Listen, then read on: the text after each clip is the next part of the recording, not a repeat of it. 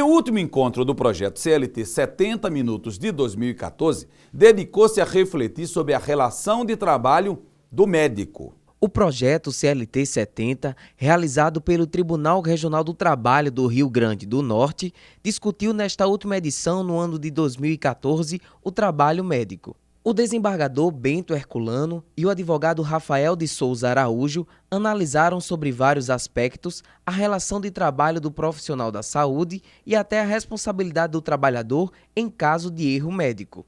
A plateia era formada em sua maioria por profissionais da saúde que participaram ativamente do debate. Eu acho perfeitamente importante e que era para ter mais pessoal da classe médica para assistir, para saber da vulnerabilidade que nós estamos passando e que o tribunal só está contribuindo para nos proteger. Foi isso que, depois de um dia de trabalho cansado, eu vim participar para aprender e saber como me proteger. Não tenho dúvida que esses minutos que passamos aqui escutando dois bons e excelentes palestrantes sobre o assunto, dominando com perfeição, saindo daqui perfeitamente com muitas dúvidas foram derrubadas por o que eu acabei de escutar aqui. A primeira avaliação é a importância de se trazer para a discussão aberta, num shopping, o que é mais importante porque não limita o público, de temas que são do dia a dia dos cidadãos. Então você tem um público novo. A segunda importância é que são temas sempre presentes no dia a dia, tanto do advogado, quanto do juiz, quanto do empresário, do empregado, o que facilita o interesse pelo tema. E no fim de tudo, o mais importante é que se dá uma nova oxigenação ao sangue do direito. O balanço é sempre positivo, é uma maneira nova de levar conhecimento aos cidadãos. O público procura, hoje foi um público bem diferenciado, além da classe jurídica nós tivemos os médicos aqui e ele vem sempre se diferenciando, então o objetivo maior do CLT 70, que é atingir a população, levando um pouco de conhecimento jurídico a essa população, eu creio que foi atingido. E é para aprofundar algumas questões que foram discutidas nesse CLT 70 Minutos que eu converso agora com o desembargador e professor universitário Bento Herculano Duarte Neto. Doutor Bento, antes dizia-se que medicina era sacerdócio. Agora, o que é que diz a lei, a CLT, as leis do trabalho? Médico ainda é um sacerdote ou é um trabalhador como qualquer outro? Olha, sacerdócio é quando se trata de um trabalho voluntário. Agora, o exercício da medicina não deixa de ser um sacerdócio na medida em que é uma atividade bastante nobre. Mas quando não se trata de trabalho voluntário, é um trabalho protegido como outro qualquer. O que temos hoje nesse quadro de profissionais da saúde? Temos vários tipos de relação de trabalho. Dá para a gente apontar e identificar facilmente esse tipo de relação de trabalho que o médico tem hoje com empresas, com hospitais e até com governos? Primeiro nós temos que fazer duas diferenciações. Existe o trabalho para o setor público e para o setor privado e também existe o trabalho mediante o regime de emprego e o regime da autonomia. No regime da autonomia, ele pode se dar por intermédio de cooperativas de trabalho médico, exemplo da Unimed e outras cooperativas que são específicas de especialidades médicas, e nós temos eventualmente trabalho mediante empresas, mas para isso não pode existir relação de emprego. E ao mesmo tempo, no setor público, a relação também não é de emprego, é uma relação de natureza administrativa. Nesse caso aí, quer dizer, hoje o Estado não está mais contratando como antes, haviam concursos públicos, os médicos contratados. Como suprir essa demanda?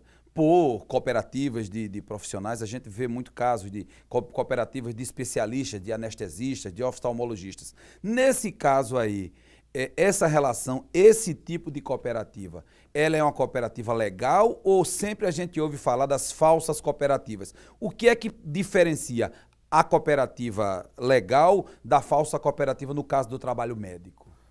As cooperativas, como qualquer cooperativa, para ser uma verdadeira cooperativa, ela não pode exigir dos seus membros uma coisa chamada subordinação, que é o traço característico da relação de emprego.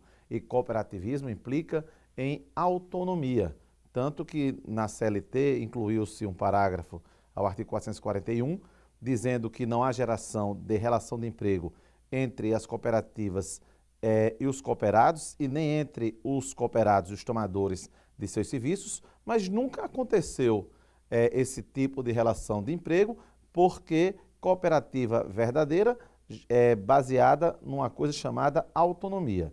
Então, se não for verdadeira, se for um trabalho empregatício disfarçado de autonomia, no direito do trabalho nós temos um princípio chamado primazia da realidade e o vínculo é direto entre o tomador do serviço e o prestador do serviço.